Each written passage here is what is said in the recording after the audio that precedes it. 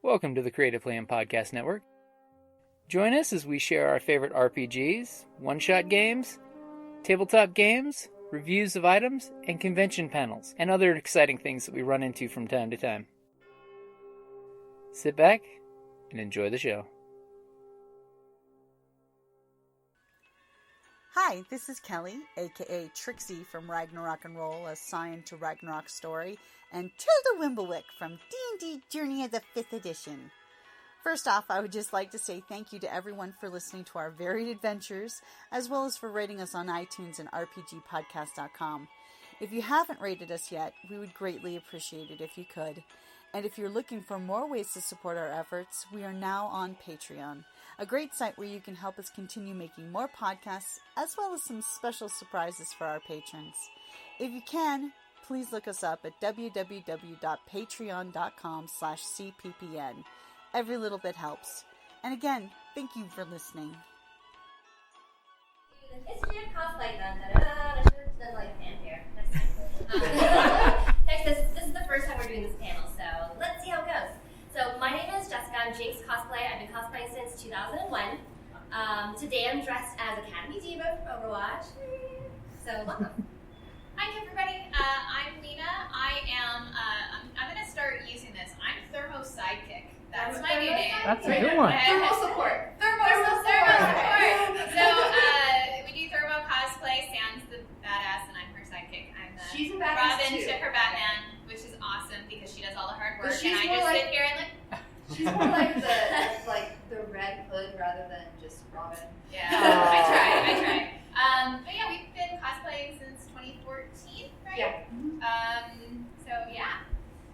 And I'm Sam of Thermo Cosplay. And yeah, we've been cosplaying since 2014, and I'm more of like an Instructables tutorial person. So if there's How something many followers do you have on Instructables? 110,000 now. So if you need help, Yeah. go to Instructables. I was trying to figure out why Autodesk kept giving me free memberships, and then I looked at my following count and my visits, and I'm like, oh. And it all started with one little basic Warbler tutorial that, like, apparently the Warbler company shared, and it just exploded. Awesome. That's awesome. Yeah. So.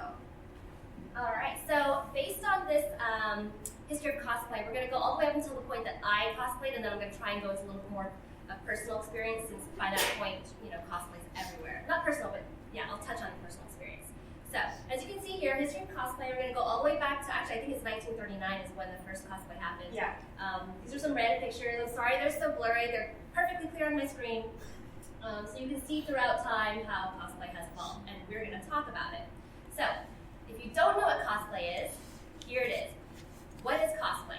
So the word cosplay is actually a mashup of costume and play, and it was coined by Nobuyuki Takahashi, who is an owner of an anime studio, Studio Hard. He had visited Worldcon in 1984, so Worldcon was kind of like the only place that, it was a sci-fi convention, and it was really the only one. In short, it's essentially dressing up as a fan dresses up in costume as a character, both fictional and real, from a fandom, typically anime, video games, sci-fi, and comic books. And there's no really rules to cosplay, but over the years there was a lot of judgment. So no official rules, but we'll get to that. So here we go. When did cosplay start? There's always this discussion about cosplay started in the 1700s, 1800s, and this and that. Yes, people have been wearing costumes for a long time. So costume existed as far back as 15th century. They had masquerades and pageants, and cosplay took a little bit of a different turn from what traditional costuming was. So you can see here the first recorded instance of cosplay.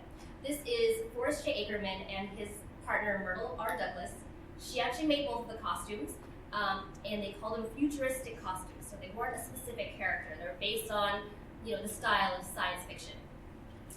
And they went to Worldcon 1939, which was the first Worldcon. He actually went thinking that you're supposed to wear a costume. And he was the only one who wore a costume.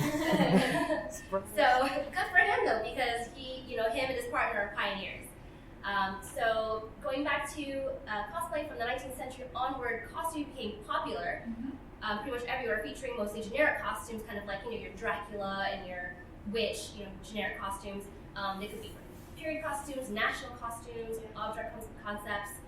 So not really going into any kind of like fandoms or literature. No, that wasn't very popular. And then sometimes you see science fiction, but it was more like the take on.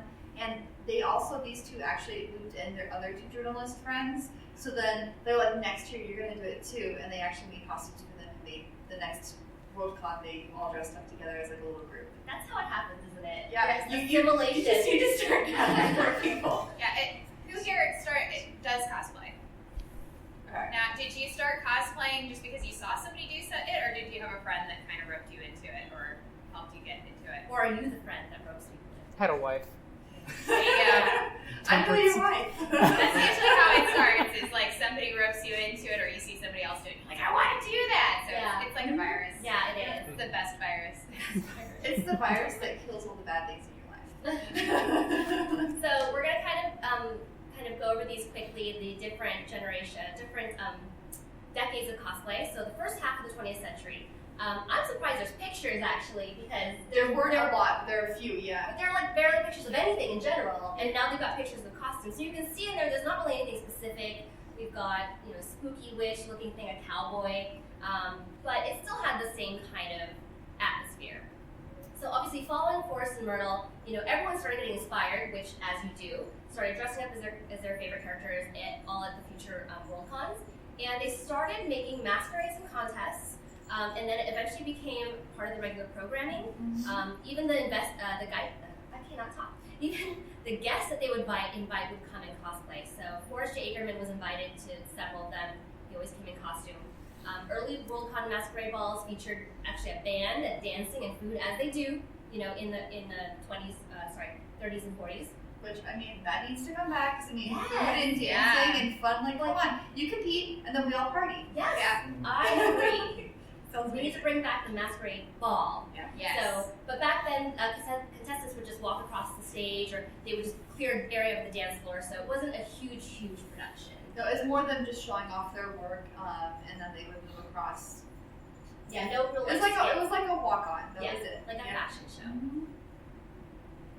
Moving into the 50s, 60s, and 70s, they did start to make rules. Obviously with masquerades, it wasn't the overall rules, because the first new contestant at Worldcon masquerade was in 1952. But yeah, they went away with that. They were like, no costume is no costume. So that was the no costume is no costume, and it banned full nudity, although partial nudity was still allowed, as long as it was a legitimate representation of your character. Like Red Sonja became really popular, and I mean, it just took over a lot of like the science fiction conventions and Worldcon, and you'd see a lot of women do Red Sonja because it was, it was the sexy. Yeah, it was allowed. I mean, you're going to see this. Is this Colossal? Character's name? Are you talking about the thing? Oh yeah, was it the thing? It looks like Colossal. It looks like Fang. It looks like him. That's how the maybe early. I'm too like. No, the early thing kind of looks like that. He looks a little like blobbish. I was like, that looks like a very. Plus, that's pretty impressive for how old that costume is. That looks like a very watered down Colossal. So, okay, all right. So as you can see here, sexy cosplays always existed. Star Wars always a huge subject for cosplay. I mean, even with that, and I don't know what this thing, that green thing is. That looked amazing. You can see that torso is on his shoulders. So that was really cool. It looks like a lizard person. It looks like maybe it's from is it? Not Julius Is it? Wait, which one had the lizard people? I don't know. Anyways, no, but there were a lot of them too were based off of like science fiction movies too, and those were really popular in like the 60s and 70s. And they did a lot of their own designs too.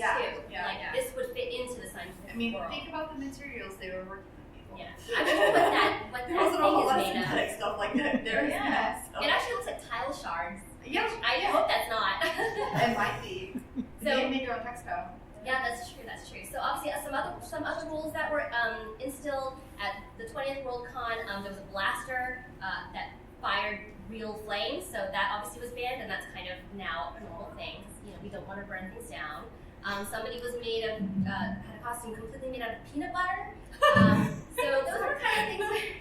Delicious. And it was actually an underground comic character called the Turd, so actually it existed. So there were things where they kind of had to make some guidelines, like don't wear food, Although Lady Gaga was like, I don't care what you say. So food, odors, messy stuff were banned, which I think we can all agree is and standard. the best. Like the next slide this is where comic books became like right there. Yeah. When Superman started getting really popular, that's when costumes began to start like exploding in the science fiction area. I know, and people get so mad over sexy cosplay. I'm like, look, it's been around. It's for longer than you've been alive. Like Supergirl legit looked like that at the beginning. Like I mean, and there were so many different versions of Wonder Woman and like so many of the old sci-fis and just like like the old paperback novels that had like like the woman in the jungle kind of a thing with like the real sexy and all that kind of stuff from like the 60s and stuff like that. Women used to go nuts with that sort of thing. Which they thought they were awesome. doing it for men. No, actually they were doing it for women. Yeah. So the earliest known instance of cosmetic convention in the United Kingdom, so now we're kind of branching out, was at the London Science Fiction Convention in 1953. But it was only part of a play, so it wasn't, inviting people to dress up or anything like that. So the 15th World Con brought its first official convention masquerade to the UK, and in 1960, EasterCon in London is probably the first British-based convention to hold official, and they call it fancy dress in England. We used to call it, costuming. So they called it fancy dress party, where they actually scheduled it. And you can see here in the top right is Rocky Horror Picture Show. Is anyone familiar with Rocky Horror Picture Show? Yeah? So they actually encourage audiences to come dress and interact for free admission. So, of course, when you're offering something for someone to dress up, it becomes huge. Now, obviously, if you've ever been to a show, and if you haven't, just be prepared. Yeah. It's like an experience. That's the reason to go see it. Like, you don't go see it to see the movie. I mean, you do. You can but watch the movie at if home. you're It's ready the for experience.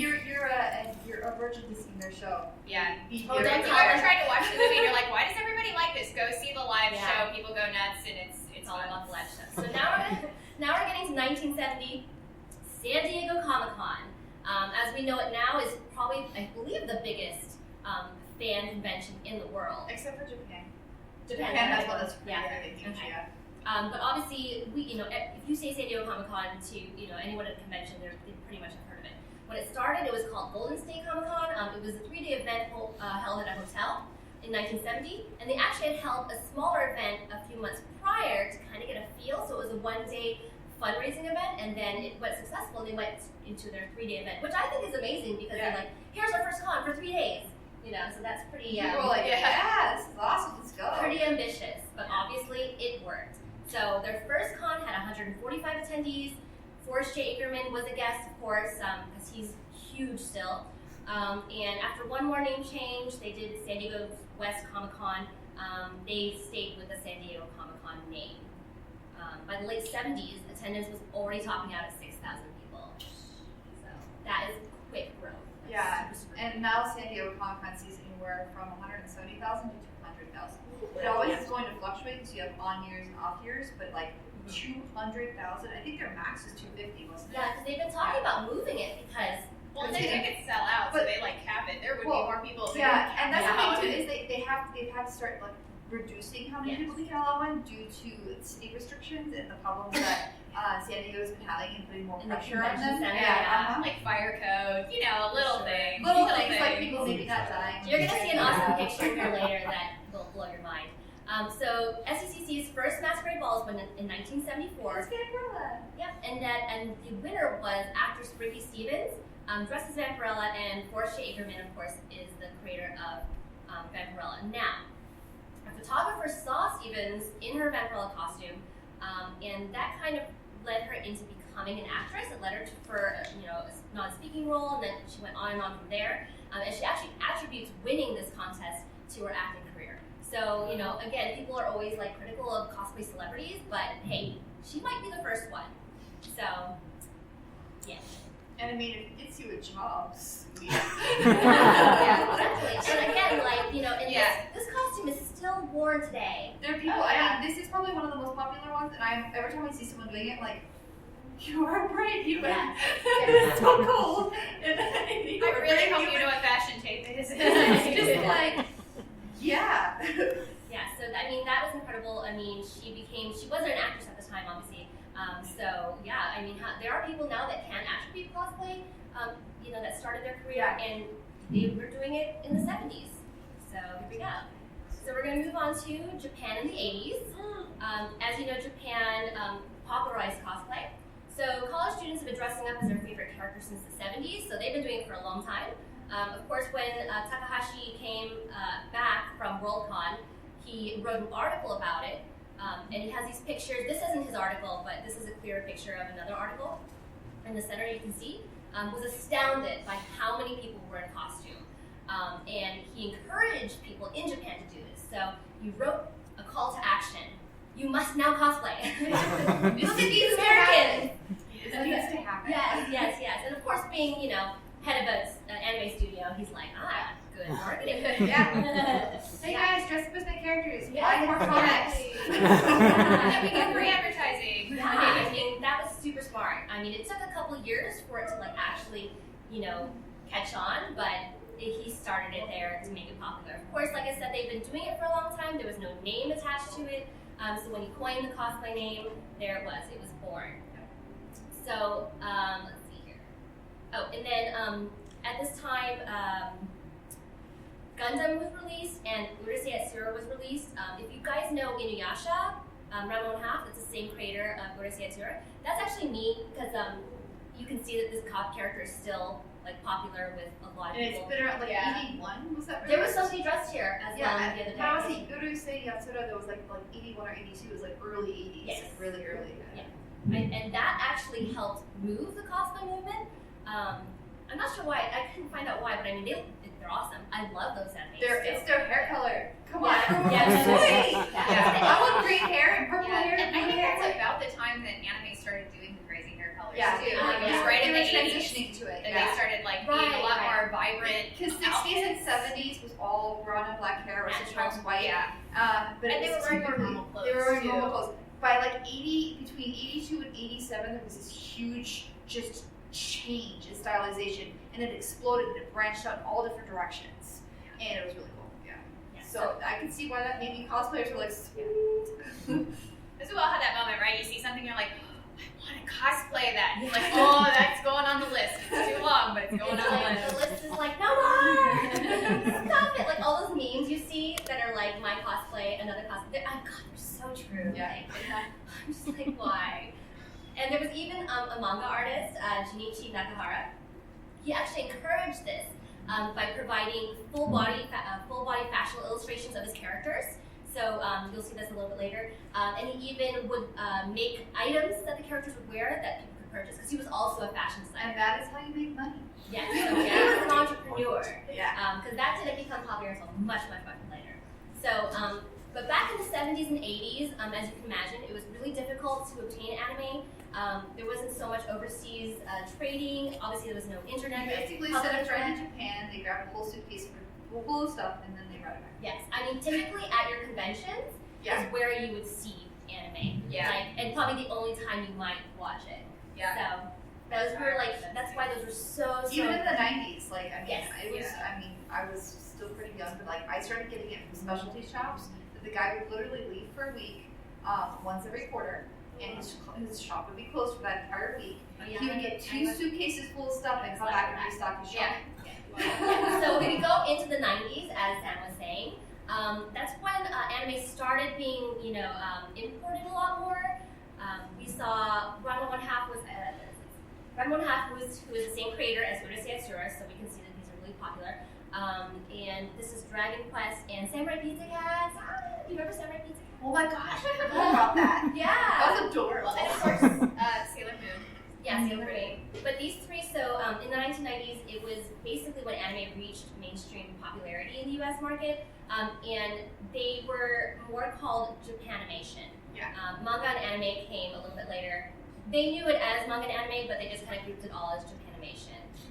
So you could find them in niche stores, like Sam said. I remember going to our local comic book store. It was called Stalking Moon. I still remember, up in Phoenix. And they would have this turnstile, and there would be VHSs you could rent. So you would get the VHS and rent one at a time, and then come back next week. So it was pretty difficult to be able to watch everything. It's not like Netflix where you can just watch so all the time. cosplayers and that, they would buy those and they would pause and just leave it on pause for a while. And I knew people that had damaged their VHS because it had stayed on pause for so long, where they kept rewinding it and watching the same part to try and get all the details, that they had to go back and keep buying more videos because they were just I wore out this part of the tape, but I need it. Yeah, that is insane. So a lot of anime wasn't translated. or they wanted to make it easier for fans to obtain. So people would do fan subs. So basically, oh yeah. So fan subs are basically, they would do the voiceover, be the voice actor of the anime, and then they would distribute that. A lot of times they were free too. I came across a lot of fan subs that were free, and I was floored. Like, I couldn't believe that they just loved it so much that they wanted to spread it. So yeah, a lot of fan subs were free. They would just get in groups and then send them all out at once. Yep. But the English wasn't always the best, so you had to get kind of interpretive, you probably mean this. Yeah. and obviously they're all pros too, so there's that. But hey, we appreciated it. You take what you can get. But these costumes were they were really popular in the 90s, and then they had a quiet period, and now I feel like retro anime and cosplay is exploding again. But it's like fashion in trend, isn't it? It's always coming back. Yeah, because I'm seeing more and more Ranma. I'm seeing a lot of old Gundams. I've seen a couple of Dirty Flashes. There's always Gundams. Gundams have never stopped. And I've seen Akira's recently. Yes. And it's just this is pretty cool, because these were things that and I think it's easier now too, because some of these more complicated, the 90s had really complicated characters, and now there's more access to materials, so you can actually build these things out. Yeah, because it was animation. With animation, you can do anything. They're like, yeah, let's give this guy 4 arms, and then the cosplayer's like, what? I got cardboard, does that work? Hey, they may too. Has anybody ever done the gravity does not work that way costume when you're trying to rebuild something from this is why some of us actually go to drag queens and say, how do you make that work? Thank you. Yeah, definitely. So the internet started to become public. Yeah. Yes, and it was making all of the stuff easier to obtain. Newsgroups like Rec Arts, Anime Mist, and this is my personal experience. That's where I hung out. IRC helped spread all of these anime, all these threads, reviews. People were just posting so much. People were snapping images and just sharing them in every forum that they could. And here's the turnaround. And that was another thing with the pictures, because I would keep folders. I would download as many pictures as I could find of my favorite character, and I would have one whole folder of and it was just, that was what you found. And it took so long to download one picture. Gosh, it took 5 hours to download one picture. I forgot about dial-up, guys. And then you couldn't even multitask on your computer either, because it would just kill everything. So, but it was growing. So, my two brothers were much older than I was. So they had jobs before I did. They were also, geeks like I was, and they actually brought me a lot of my anime and video game experience. So I was pretty lucky in that aspect. They've been fans since the 70s, so I usually source it off of them. As far as cosplay, the 90s was a really weird time.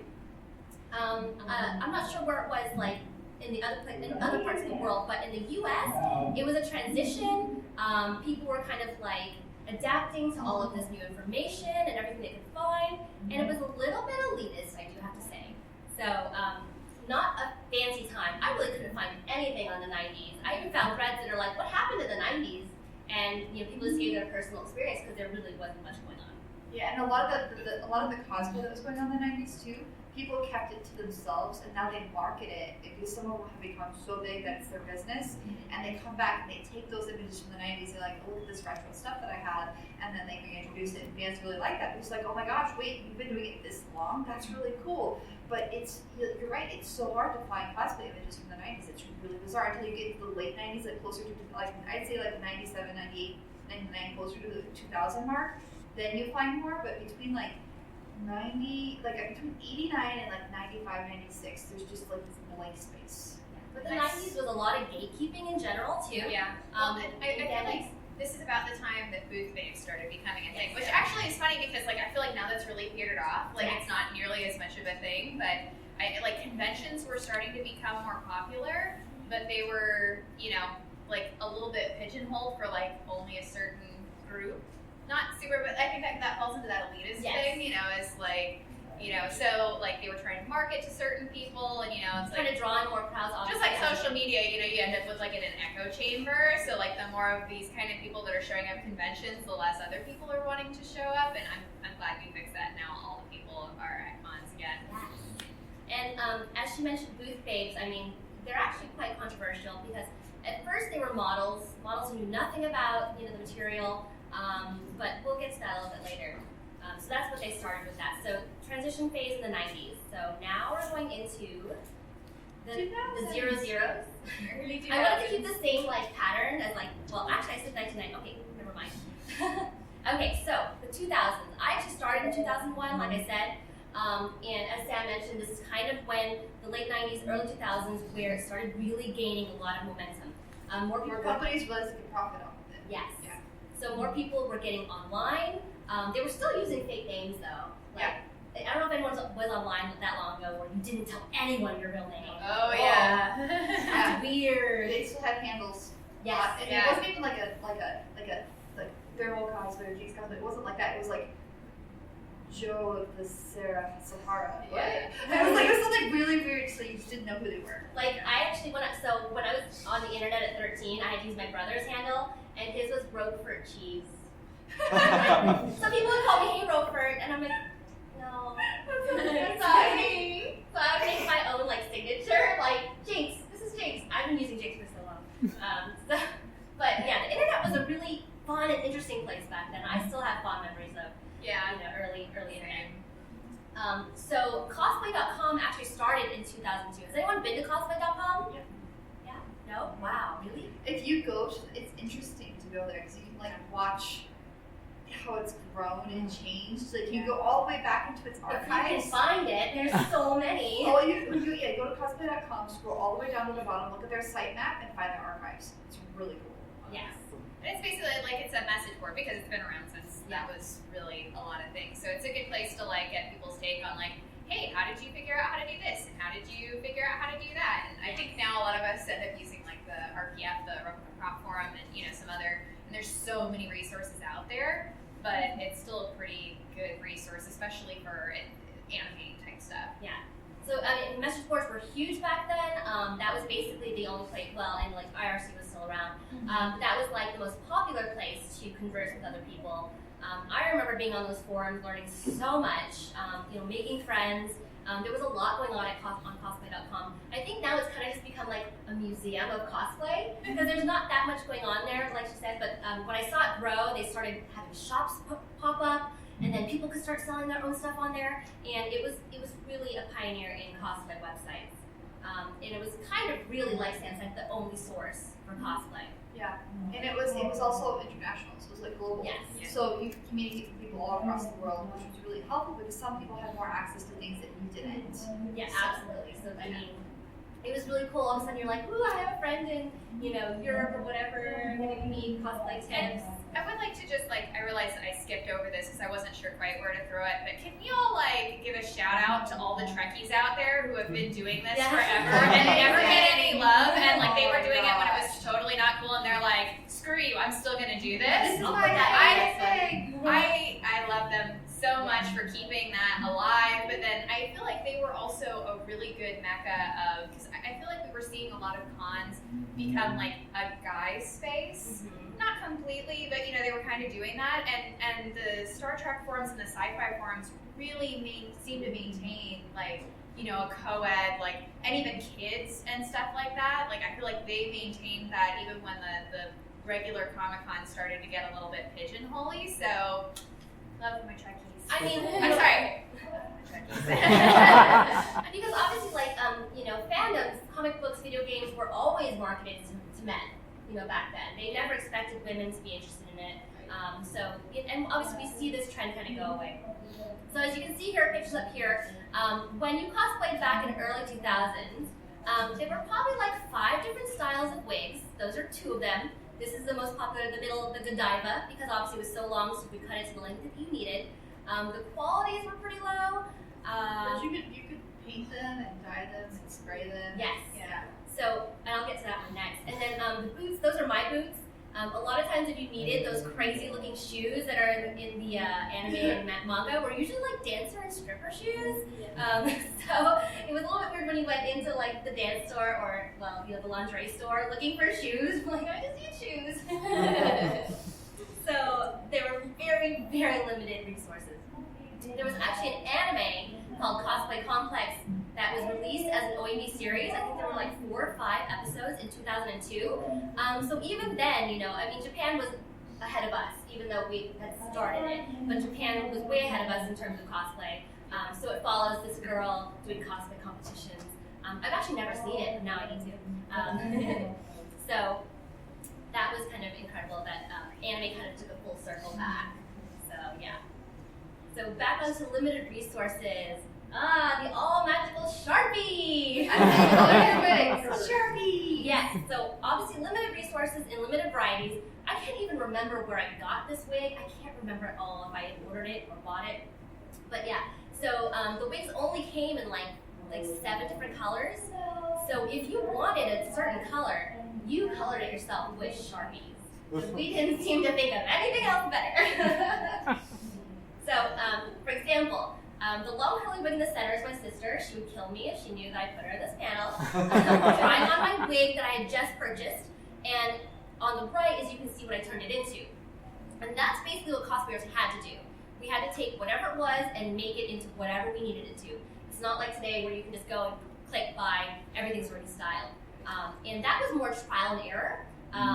There wasn't a lot, again, not a lot of experience in styling wigs at the time, so I just kind of took a flat iron and I was like, let's see what happens. So luckily it did not go up in flames, and it worked out. My sister on the other side, this is Kane Yuri from Dirty Pair Flash. So my sister on the other side, we actually had bought a blonde wig. It was probably length past shoulders. So we trimmed it to be the right length, and then we had to Sharpie the bottom half. And that was painstaking. It took a lot of time. Hours and hours and hours. So people are so lucky these days. Yeah, I did this cosplay later, and I just was able to find 2 wigs from the same manufacturer in the 2 colors I needed, and just like cut them apart and stitch them back together. So much faster. Yeah. And actually, this is a picture at San Diego Comic-Con. I think this is 2003. So you can see the lobby. It's crowded, but it's not like shoulder to shoulder like it is now. So yeah, that is the lobby of San Diego Comic-Con. So before social media, nowadays you can click, upload, tag, share. You would go on cosplay.com, or maybe another message board that other people knew about that I didn't, and there would be a did you take my picture thread. So basically, if you had a digital camera, I did. So you could upload a picture of yourself. This is me. If you did take pictures, please send it to me, and that's basically how you got more photos of yourself. Very limited. Or you would have to describe yourself because not everybody had access to a digital camera. So I was always like going through all the threads, like, am I there? And then some people would be so gracious just post all their pictures there. And there weren't that many people taking pictures as well. The people that were taking pictures were mostly just fans of that character, or not even realizing what's going on. They're just like, hey, that looks cool. So this is the top right. The top left is a masquerade group. So you can see that the quality started improving massively.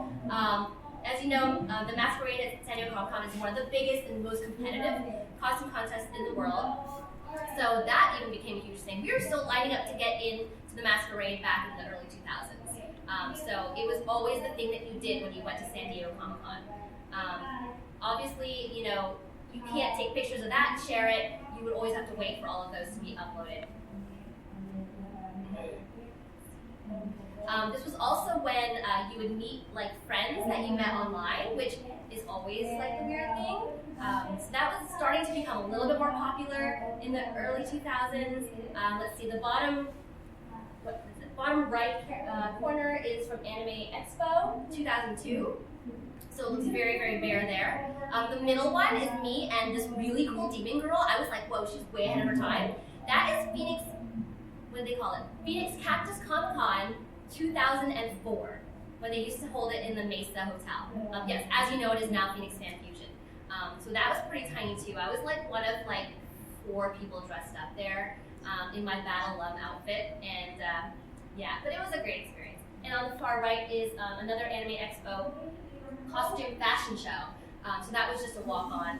Again, not many cosplayers on stage, but it's growing. It's growing really fast. And this was still kind of a time where you didn't tell people you cosplayed. Like, hey, what do you do in your free time? Yeah, I walk my dog, And if someone ever saw a picture of you at work, oh my god, like at work or school, you're just like, oh no, my life is over. So it was a very underground thing still, and people did give you weird looks. I did get some weird looks. You know, like, what? You do what? Oh, that's weird. So we were chugging along. I think it's really cool that these days you can walk into like a Walmart or something by yourself in costume and someone's like, oh, is there a Comic-Con in town? Like, it's part of like the actual ethos now. Like, people know, even if they have no idea who that character is, they just know now. And before it was like, what is she doing? Like, is that crazy person got security? Like, they let him out of the basement, you know? So, this is why it's changed so much.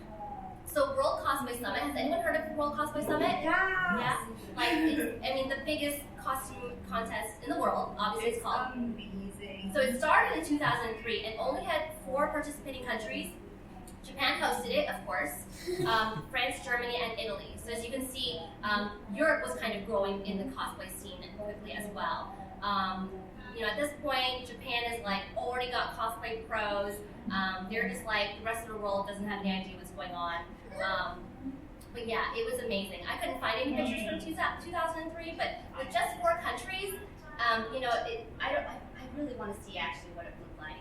I bet if you contact them, because World Cosplay Summit they keep archives and stuff, and you can ask them. That would be awesome, actually, because I've never been to a World Cosplay Summit. I mean, that's just a dream to just attend. Like, I don't know if I'd ever one. That's like some hardcore stuff.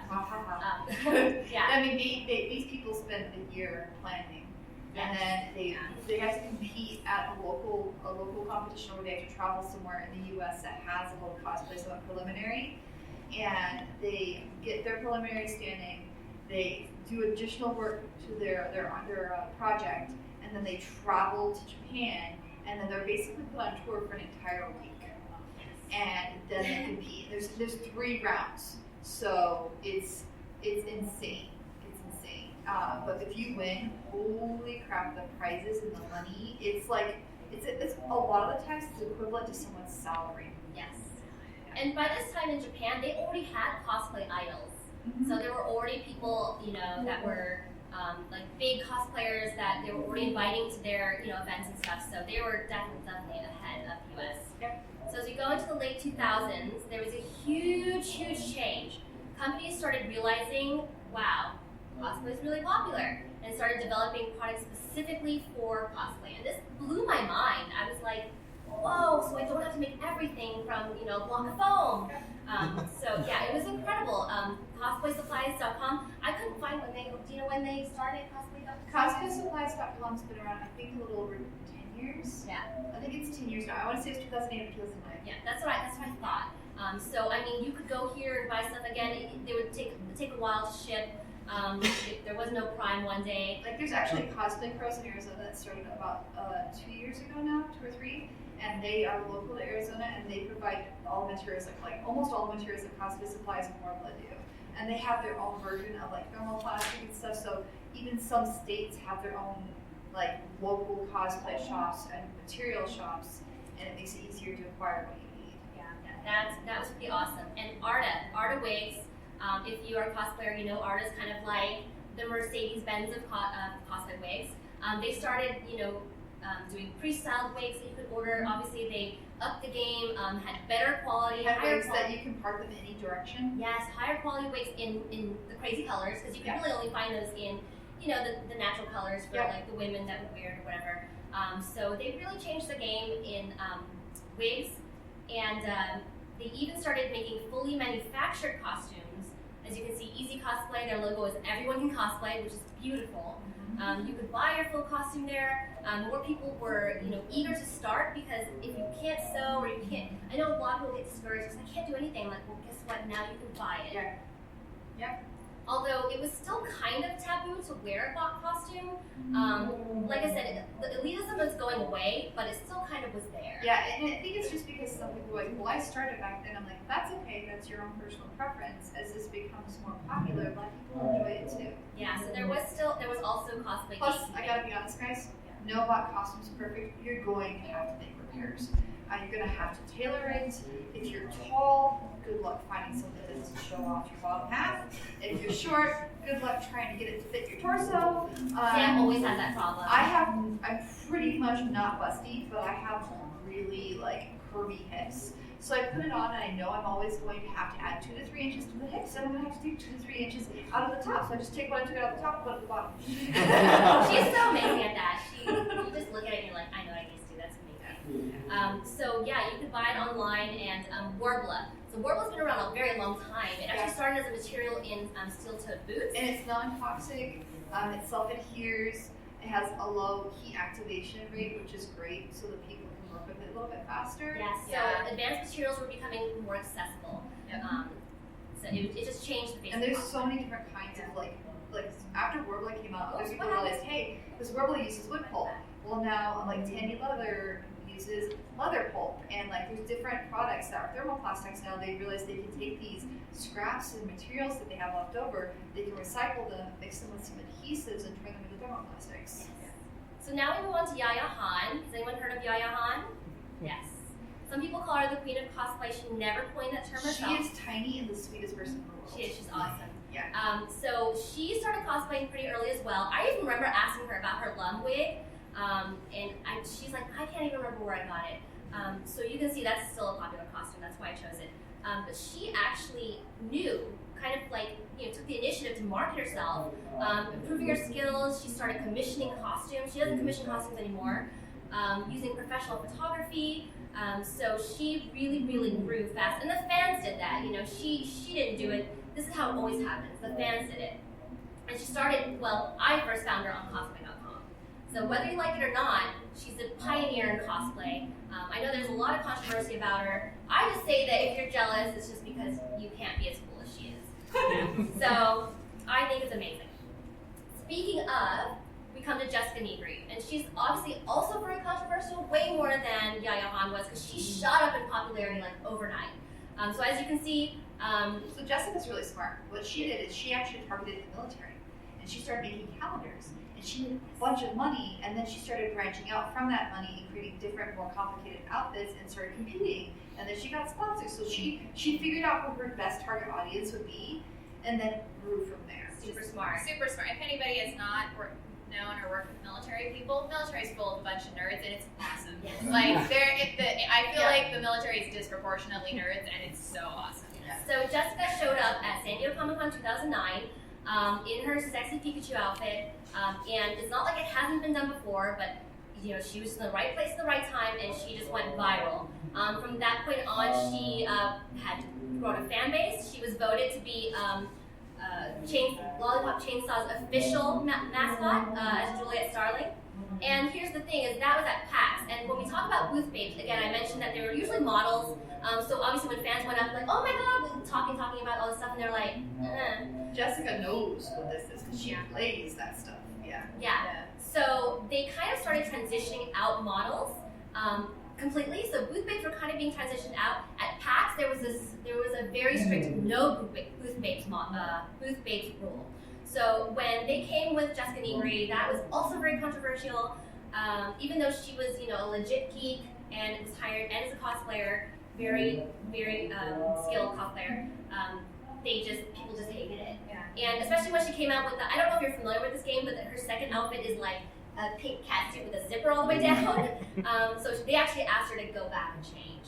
So I feel like though the booth babe thing did kind of, in some ways, cause some of the schism between like some of the cosplayers and some of the non-cosplay nerd community, because they would go up to somebody that would be dressed as this character and that person knew nothing about it. Now I am the first person to say nerd checking is the worst. Like if I can't pop quiz you about the most obscure thing, then you shouldn't be wearing that costume. I'm totally not into that. But knowing zero about that character is also tricky. So you get a bunch of nerds going up to people and like being really excited and they knew nothing about it. So then they start making that association in their mind, like, oh, if somebody's wearing a costume, they're probably just here to wear the costume and they don't actually know anything about it. Like it became like a self-fulfilling prophecy. So I think it's good that they turned away from it, or at least made sure that those people started to know actually more about that character. Like, hey, you got to at least be able to answer some questions about this character if you're going to stand Yeah, they do hire now. They try and go for geeks to hire for booth babes. So in the 10s, Patreon had been around, popped up, and I think it was 2016. It popped up in 2013.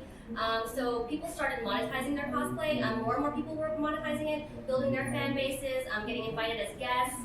They were drawing crowds to these events. media was covering cosplay. You can find them on BuzzFeed and whatever. This is actually, I'm on the cover of a magazine. I used to live in Dubai, so me and a, what's his name from Devil May Cry? Oh. Dante, yes. So Dante, I was saying demon, I'm like, wait, that's great. yeah. So we did a photo shoot. They put us on the cover of a magazine. That was super, super awesome. It was being now spread out. Heroes of Cosplay, again, a lot of controversy. I don't know why. I do know why. So it was on TV, and now everyone could watch cosplay. And they kind of tried to give another look at it. Like, we're not just geeks that run around in costume. Like, they're skilled artists. They can compete. You can win prizes. So, we started getting a lot of that going on. You can buy full costumes now on eBay and Amazon. So that was where you can get the next day. It just became so much easier. And then gatekeeping was dropping. Inclusivity was Because rising. more people realized that they didn't have to make this a full-time thing, they could do it as a hobby. Yeah. So, Yeah. And I feel like there's two schools of thought, and this is also just like a general thing, is you can either be like, okay, it was really difficult for me to do, so other people should have to suffer like I had to suffer to get where I'm at, because it's no fair that I had to suffer and you didn't have to suffer to get there. Or you can be like, wow, I really had to suffer to do this. I really hope no one else has to suffer like I had to suffer to get there, and that's And most that. people are like that. Yeah. So most people are like, I'm so glad it's easier. yeah. Because it's also now easier for them too. So developers started taking notice of the rise in cosplay. So as you can see on the right side, in 2013, Hideo Kojima, the creator of Metal Gear Solid, he designed this character named Quiet, and he was like, this is impossible to cosplay. Which now we look at it, we're like, whatever. So this cosplayer, I should have got her name, did it and tweeted him, and he tweeted back an acknowledgement. So now they're realizing, yeah, this can happen. Blizzard, obviously BlizzCon is happening this weekend, releases character reference guides. Yeah. Like So does Gearbox, Gearbox and like a whole bunch of like Borderlands, literally before the games even released, they're like, hey guys, cosplayers, here, promote us, please, let us all promote Characters having turnarounds that are publicly available on the internet, because I have to say, like, back in the day, You make like it up. trying to figure out what the back of that character's like you could literally watch the whole anime or the Never whole see their series back. and never see the back of their outfit, or there's like 2 shots. And you have to like pause it and be like, is that bad animation? Is that line part of their hair? Is that their arm? Is that the what is that? speed blur? I don't know. So this actually, the Overwatch reference kits are like 4 or 5 pages long for each character. They put them in T position and put like all They the have pictures of the accessories too. accessories, and as you can see, even color palettes. Yep. So these are just the default costumes, but I mean, you can go in the game too, and like you can see the characters' models 360. So they were inviting cosplayers in. Yeah. So now instead of having to be like, crap, is this cool? Now it's like, no, please. Because if you wear it, then people are like, what's that? Oh, I should go check it out. And all of a sudden, more people are buying I it. do feel like occasionally now, like video games and animes and everything are like, I want to make this as complicated as possible just to see if somebody can figure out how to cosplay this. This could just be me being like, So we've got just a few more minutes, guys, but we are very close to the end. So what is cosplay today? Obviously, you see it everywhere. This is us, because we like to cosplay in a lot of groups. You cosplay from anything. I've got Bob's Burgers up there. Star Wars is still popular. At the far left is her brother in the power armor. I mean, you do so much. My little brother, if you go to the new Fallout New Arizona Republic booth, and you see a big brown character, that's my brother. Alright, guys, so let's take a look at this video. Oh, hey, I'm in this one. How do I play it? I think you have to go to the other screen, so move your mouse way over to the right. Yeah, there you go.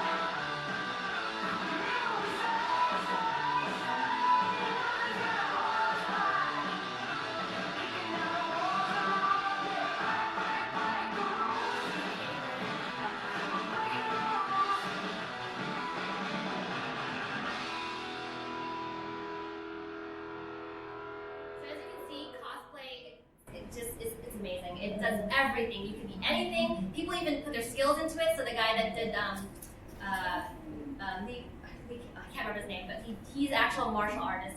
He actually goes to school. So we love that you can always incorporate it into your normal life, and we hope that you guys do too. So thank you so much for coming to our panel. I do want to say that video is by some really awesome friends, Pros and Cons. So please come get your stickers. They have a booth. They're like, if you go to like AA89, they're there, and then you want to visit ThermoCosplay, she's usually with us too. We're AA73 just across the aisle. So like along the back aisle, if you guys know where the zombie booth Look is. at the zombies. And we have a promo code for Cosplay Pros. So if you come and get a coupon for me, you get 20% off your first purchase. Yes. And then we have cards up here if you guys want, no pressure, but please go visit Pros and Cons. They are so awesome. I love that video. So, yes. Thank you guys. Thank you guys.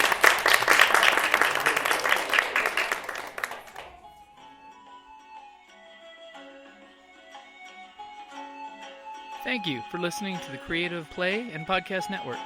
And feel free to enjoy our other shows, such as D&D Journey of the 5th Edition, and Scion Ragnarok and Roll, a Scion hero to Ragnarok story. Thank you for listening. Hello, this is Eric. And Wendy Strog with Stone Valley Hobby and Games. We sell board games, card games, role-playing games, and supplies. We have thousands of Magic the Gathering cards available, carry Kickstarter products, and work with veteran-owned small businesses to bring you our own line of products. We are a small business retailer, but we offer competitive prices, a loyalty system, and free shipping on orders over $100. As a military veteran myself, I'm a strong supporter of our armed forces, their families, and contractors out there doing the hard job. So any order from an AA, AE, or EP address will be shipped absolutely free. Remember, StoneValleyGames.com, where we take your leisure seriously.